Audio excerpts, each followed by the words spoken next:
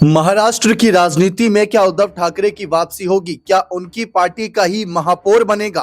इस बात के सवाल काफी उठ रहे हैं क्योंकि कुछ खबरें ऐसी सामने आई हैं कि जातिगत समीकरण के आधार पर अगर देखा जाए तो उद्धव ठाकरे पूरा गेम पलट सकते हैं। किसके खिलाफ और क्यों पलट सकते हैं और शिंदे फडणवीस को कैसा झटका लग सकता है, या फिर फडणवीस के साथ क्या हाथ मिलाएंगे? क्या फडणवीस इनसे बातचीत करने की कोशिश करेंगे? क्योंकि बीच बीच में ऐसी भी खबरें आती रही कि उद्धव फडणवीस की गुप्त रूप से मुलाकात होती थी, गुपचुप मुलाकात में कई मुद्दों पर बात होती थी। और इस बीएमसी चुनाव में हमने यह भी देख लिया कि राज और उद्धव भी साथ आ गए। जो उनके कार्यकर्ताओं की मांग थी, उसके बावजूद भी जनता का उतना समर्थन राज और उद्धव के गठबंधन को नहीं मिला। जबकि बहुत से राजनीतिक विश्लेषकों का यह कहना है कि अगर उद्धव ठाकरे राज ठाकरे के साथ गठबंधन न करते तो शायद अभी महापौर उनका आसानी से बन रहा होता। लेकिन फिलहाल जो हुआ सो हुआ। आगे की रणनीतियों को देखते हुए क्या उद्धव की शिवसेना कोई बड़ा खेला करेगी एकनाथ शिंदे की शिवसेना के खिलाफ? क्या बीजेपी से हाथ मिलाएगी? और अगर नहीं भी मिलाएगी तो क्या अपना महापौर बना पाएगी? 6 सीटें उनके पास कम बताई गई यहाँ पर, और उसी आधार पर तमाम समीकरण जमा घटा गुणा करके लोग तरह तरह की बातें कर रहे हैं। उस बीच कुछ खबरें भी सामने आई हैं जो मैं आपके सामने रखूंगा और आप चौंक जाएंगे, क्योंकि ये बात तय है कि जो शिंदे फडणवीस दावे कर रहे हैं उनके दावों से इतर जातिगत समीकरण पूरी बाजी पलट रहे हैं। इसी मुद्दे पर खास चर्चा करने के लिए हमारे साथ मौजूद है हमारे खास वरिष्ठ सहयोगी अमन सर। यहाँ पर इनसे बातचीत करते हैं कि सर, क्या समीकरण बनना है जिसमें ये बताया जा रहा है कि महापौर जो है उद्धव का भी बन सकता है? देखिए, जिस तरह का माहौल महाराष्ट्र में इस समय नजर आ रहा है उसमें एक नज़र से अगर देखें तो लगता है कि शिंदे और बीजेपी के पास में पूरा यहाँ पर कह सकते हैं कि बहुमत है, पूरा उनके पास वो आंकड़ा है जिसके जरिए वो अपनी सत्ता बीएमसी में काबिज कर सकते हैं। लेकिन महत्वपूर्ण बात जो इसमें उठ के आ रही है कि क्या मेयर यहाँ पर बीजेपी शिंदे गुट बना सकते हैं, क्योंकि अगर जनरल कैटेगरी की बात करें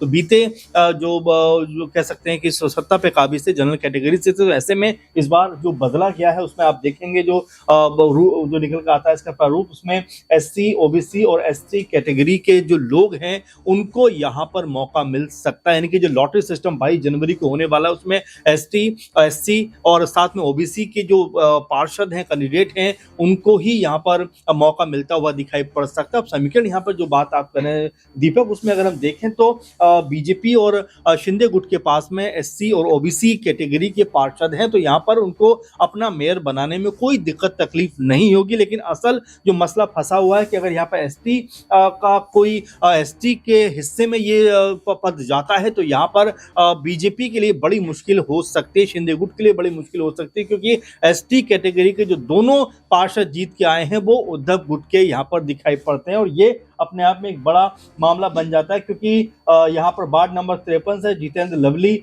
बल्बी और वार्ड नंबर 121 से प्रियदर्शन ठाकरे चुनाव जीत कर आए हैं और एसटी कैटेगरी में है। तो यहाँ स्पष्ट रूप से दिखाई पड़ता है कि जब लॉटरी सिस्टम होगा उसमें क्या वाकई में एसटी का जो की तरफ जाता हुआ ये माहौल नजर आएगा, या फिर अगर ओबीसी और एसटी से अगर यहाँ पर चुना जाता है तो यहाँ पर बीजेपी शिंदे गुट को परेशानी नहीं होगी। लेकिन अगर एसटी कैटेगरी से आता है तो यहाँ पर सत्ता का जो खेल है वो बदलता हुआ नजर आता हुआ दिखाई पड़ सकता है। जी बिल्कुल साफ है कि यहाँ पर जातिगत समीकरण के आधार पर उद्धव गुट अभी भी बाजी पलट सकता है। लेकिन सर, एक और समीकरण की बात की जा रही है कि बीजेपी, जब बाला साहब ठाकरे थे तो बाला साहब ठाकरे बीजेपी के साथ अधिकतर समय तक गठबंधन में रहे, उन्हीं के साथ सरकार चलाई, उन्हीं के साथ अच्छा खासा रिश्ता भी था राजनीतिक। लेकिन फिर उद्धव ठाकरे ने जब महाराष्ट्र 2019 के नतीजे आए थे तो उसके बाद कांग्रेस के साथ महाविकास अघाड़ी का निर्माण किया था जिसमें एनसीपी साथ आ गई थी। उसके बाद ज्यादा यहाँ पर इनके बीच तकरार शुरू हुई और बीजेपी ने कहा कि इन्होंने अपनी विचारधारा पलट दी। जबकि हमने इस चुनाव में देखा कि शिंदे के पास शिवसेना का असली चुनाव चिन्ह था और उद्धव के पास जो चुनाव चिन्ह चुनाव आयोग ने दिया वो था मसाल का, और उसके बावजूद भी 65 सीट निकाल लेना इतने कम समय में बहुत बड़ी बात ये कही जा रही है। तो इस आधार पर जनता की एक मांग ये आ रही है कि उद्धव को फिर से बीजेपी के साथ जाना चाहिए, क्योंकि बाला साहब ठाकरे का भी जो विचारधारा है वो ना छोड़े। और हो सकता है कि शिंदे जो अपने आप को आगे किए, जिनको देखा जाए 2022 की बगावत से पहले कोई नहीं जानता था उतना देश भर में, तो क्या वापिस यहाँ पर बीजेपी के साथ हाथ मिलाने पे कुछ खबरें? देखिए दीपक, दो बातें इसमें निकल के आती हैं। एक तो शिंदे की आप बात कर रहे हैं कि जब उन्होंने बगावत की तो उससे पहले उनको कोई नहीं जानता था, लेकिन पार्टी पार्टी के अंदर आप देखेंगे तो कहीं ना कहीं उनका दबदबा इतना जी। मजबूत होगा कि आधे से ज्यादा शिवसेना जो थी उनके साथ में चली गई। ये भी हमें इनकार इस बात से नहीं करना चाहिए। दूसरी महत्वपूर्ण बात की जो गठबंधन बना, देखिए जिस तरह से हम शिवसेना और बीजेपी गठबंधन को देखें तो देश में सबसे ताकतवर गठबंधन ये माना जाता था, लेकिन मसला कहां बिगड़ा कि मुख्यमंत्री पद को लेकर जब बीजेपी ने कहा कि भाई नहीं, मुख्यमंत्री तो हमारा होगा, उस बात को लेकर उद्धव ठाकरे ने कहा कि भाई हर बार आपका बनता आया है, इस बार हमें बनने का मौका दीजिए, और दोनों में वहां पर तानातानी होती है। और यहाँ उद्धव ठाकरे एक ऐसा फैसला करते हैं जो राजनीति के हिसाब से बहुत बड़ा और एक ऐसा फैसला माना जाता है जिससे महाराष्ट्र की जो राजनीति है वो पूरी तरह से बदलती हुई दिखाई पड़ी, क्योंकि अब तक शिवसेना ने कांग्रेस पार्टी की मुखालफत की है, लगातार उनके खिलाफ एक माहौल तैयार किया है, लेकिन उद्धव ठाकरे ने कांग्रेस पार्टी से हाथ मिला लिया और यही वजह बन गई कि शिवसेना दो हिस्सों में यहाँ पर बढ़ती हुई दिखाई पड़ी। अब जिस तरह से आप कह रहे हैं कि क्या उद्धव ठाकरे के पास में एक बार फिर ये मौका है कि वो बीजेपी के साथ हाथ मिला सके, देखिए दीपक, यहाँ हम देखें कि दोनों भाई अगर साथ आए हैं और 71 सीटों पर अगर दोनों गठबंधन की बात की जाए राज ठाकरे और उद्धव ठाकरे की, तो एक बड़ा उनको यहाँ पर जो है सीट दी है महाराष्ट्र ने और बीएमसी में मुंबई ने, और यहाँ अगर वो अपनी ताकत को बढ़ा पाते हैं, क्योंकि कांग्रेस पार्टी को भी इसमें अगर मिला दें तो लगभग ये आंकड़ा 100 के आसपास का बन जाता है, जो अपने आप में ये बताता है कि क्या अब यहाँ से उद्धव ठाकरे कांग्रेस के बिना आगे चलना चाहते हैं, क्या यहाँ से उद्धव ठाकरे फिर वापस बीजेपी का हाथ पकड़ कर आगे बढ़ना चाहते हैं। क्योंकि आपने देखा कुछ समय पहले कई दफा उद्धव ठाकरे के साथ में, आदित्य ठाकरे के साथ में, देवेंद्र फडणवीस की और तमाम बीजेपी के नेताओं की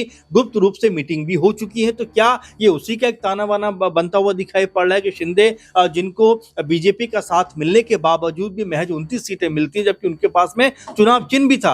वहीं अगर जैसा आपने जिक्र भी किया कि शिवसेना के पास में तो चुनाव चिन्ह भी नहीं था, उसके बावजूद अगर वो 65 सीटें अपने दम पर लेके आते हैं तो कहीं ना कहीं ये मानने को हमें तैयार रहना पड़ेगा कि अभी भी शिवसेना की जो ताकत है वो कमजोर नहीं पड़ी है। मतलब कि अभी भी उनके अंदर वो दमखम है जिसके जरिए राजनीति को वो पलटते हुए दिखाई पड़ सकते हैं। लेकिन अब ऐसे में दो राहें उनके पास में, एक तरफ कांग्रेस पार्टी की तरफ वो जा सकते हैं और जो गए भी थे, अब ऐसे में क्या बीजेपी के साथ में वो जा सकते हैं, और जो 30 साल का से भी ज्यादा का गठबंधन रहा है, तो ऐसे में दो रास्ते उनके सामने खुले हुए हैं। अब यहाँ उद्धव ठाकरे को तय करना है कि अपनी पार्टी को किस दिशा में लेके जाना है, क्योंकि अभी भी उनका जो जनाधार जमीनी स्तर पर है वो कमजोर होता हुआ दिखाई नहीं पड़ रहा है।